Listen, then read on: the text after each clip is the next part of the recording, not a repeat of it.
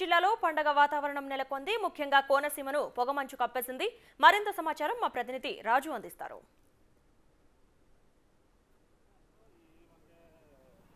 మొత్తం ఇది జర భద్రంగా ఉండాలని వాహనదారులకి హెచ్చరిక చేస్తూ పండగ పూట బిగ్ టీవీ చేస్తున్నటువంటి ఒక చిన్న సూచన. మొత్తము అటు కోనసీమకు వస్తున్నటువంటి వాహనదారులు, పండగకు వస్తున్నటువంటి బంధువులు, చుట్టాలు ఎవరైనా సరే కొంచెం జాగ్రత్తగా రండి. ఎందుకంటే చూస్తున్నాం కదా, ఇప్పుడు సమయం 9 గంటలు కావచ్చింది.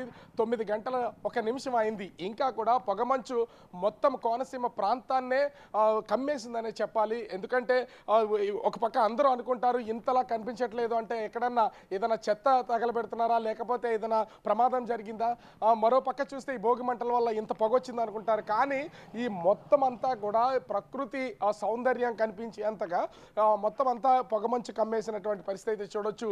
మేము వాడపల్లి వెంకటేశ్వర స్వామి ఆలయం నుంచి తిరిగి వెళ్తూ ఉండగా ఈ పొగమంచు దాదాపుగా 7 గంటల సమయం నుంచి ఈ 2 గంటల వరకు, ఇప్పుడు 2 గంటలు గడుస్తూనే ఉంది, ఇంకా మంచు కురుస్తూనే ఉంది.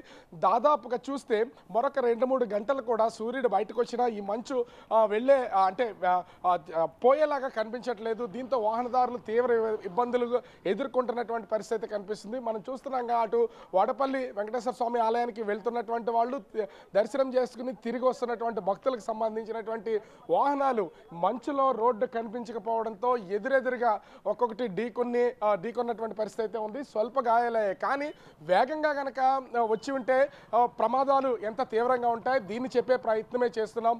ఇంత పొగమంచు వస్తున్నటువంటి నేపథ్యంలో ప్రయాణం చేస్తున్నటువంటి ప్రయాణికులందరూ కూడా జర భద్రంగా రండి, కొంచెం వేగాన్ని తగ్గించుకుని ప్రయాణం చేయాల్సినటువంటి పరిస్థితి అయితే ఉంది. కోనసీమ అంతా కూడా పచ్చదనం ఉంటుంది. అటు కొబ్బరి చెట్లు, అదేవిధంగా అరటి తోటలు, ఇలా నిత్యం పచ్చదనం ఉన్నటువంటి నేపథ్యంలో మంచు అనేది చాలా ఎక్కువగా కురుస్తూ కనిపిస్తుంది. దీంతో రహదారి ఏమీ కనిపించడం లేదు. రహదారి కనిపించకపోవడంతో వాహనదారులందరూ కూడా తీవ్రమైనటువంటి ఇబ్బందులు పడుతున్నటువంటి పరిస్థితి కనిపిస్తుంది.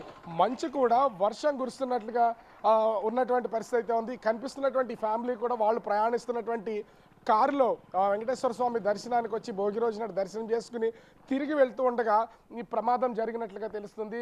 సో ఒక్కటే సూచన బిగ్ టీవీ నుంచి కూడా చేస్తున్నాం, మరొక 2-3 గంటలు నేషనల్ హైవే మీద ప్రయాణం చేస్తున్నటువంటి వాళ్ళు ఎవరైనా సరే కొంచెం జాగ్రత్తగా ప్రయాణం చేయండి.